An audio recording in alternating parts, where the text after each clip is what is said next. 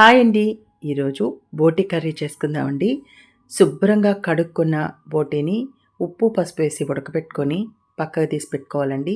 ఇప్పుడు మనం ఎన్ని ఉల్లిపాయలైతే బోటీకేసుకుంటామో అన్ని ఉల్లిపాయలు వేసి మళ్ళా బాగా పిసికి శుభ్రంగా నీటితో కడిగితే బోటీ క్లీన్ అవుద్దండి. చూడండి ఎంత బాగా వచ్చేసినాయో. తర్వాత నూనెలో వేసేయటమేనండి. వేసి పచ్చిమిర్చి, పసుపు వేసి బాగా వేపుకోవాలండి. చూసారా?